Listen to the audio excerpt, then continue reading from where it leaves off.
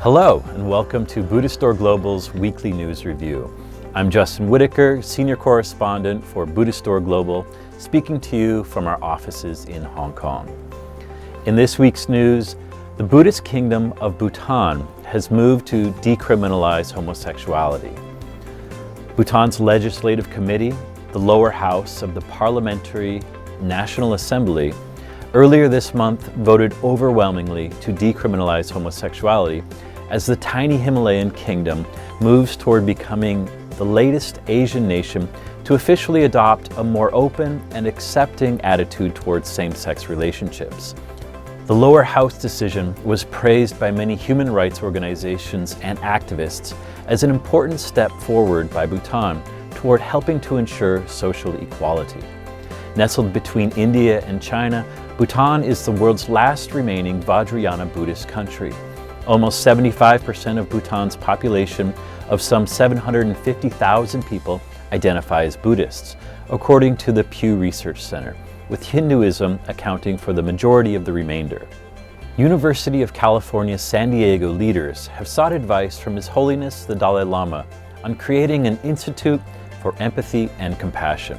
A group of scholars from UCSD met with the Dalai Lama at his home in Dharamsala late last month to discuss the creation of the new institute. The delegation was led by Dr. David Brenner, Vice Chancellor for Health Sciences at UCSD. Dr. Brenner has been working on finding effective ways to cultivate empathy and compassion in healthcare, with a special focus on training doctors. In his work at UCSD, he has also promoted studies exploring how compassion, along with a nurturing environment, could encourage brain development and mental health. These topics overlap with interests that the Dalai Lama has been exploring for years with Western psychologists, scientists, and scholars. In China, mass evictions have been reported at the Yarchen Buddhist Monastery in Sichuan province. The state authorities in Western China's Sichuan province have begun a new round of evictions at the Yarchen monastic community in the Tibetan Autonomous Prefecture, removing some 3,500 monks and nuns from the sprawling monastic complex, according to Radio Free Asia, citing unidentified Tibetan sources. According to the report, the latest eviction campaign began in May, mainly targeting Sangha residents who had come to Yangchungar from outside Sichuan. In 2017, the authorities began demolishing some 2,000 self-built residences of monks and nuns, ordering the same number of residents to be relocated. Situated in a remote valley in the traditional Tibetan region of Kham, some 4,000 meters above sea level, Yarchen was, until recent years, home to an estimated 10,000 nuns, monks, and lay practitioners devoted to scriptural study and meditation.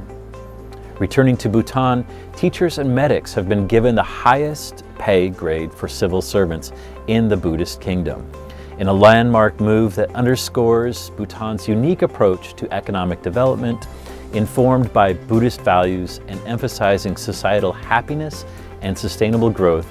The government of the Buddhist Kingdom of Bhutan has announced a cabinet revision of civil servant pay structures that increases remuneration for educators, doctors, nurses, and other medical workers, and makes teachers the highest paid civil servants in the country. Bhutan, which held its first election as a constitutional monarchy in 2008, is also one of the world's smallest and least industrialized countries. Yet it has significant experience in maintaining the delicate balance of managing economic growth in a sustainable manner, famously encapsulated in its gross national happiness approach to economic development. Lastly, Buddhists in Massachusetts have initiated a peace walk to honor Native Americans. From May 31st until June 22nd, religious leaders and peace activists are joining together in a walk across the U.S. state of Massachusetts to commemorate the loss of Native American life in the wake of European colonialization. The walk, organized by Nippozan Myohoji, a Japanese Buddhist order founded in 1917, will visit areas that underwent the Great Dying of Native American peoples in 1616 to 1619, a year prior to the landing of the Mayflower. This year's walk will be the fourth in a series of 5 leading up to a final walk next year, with events planned in both North America and Europe.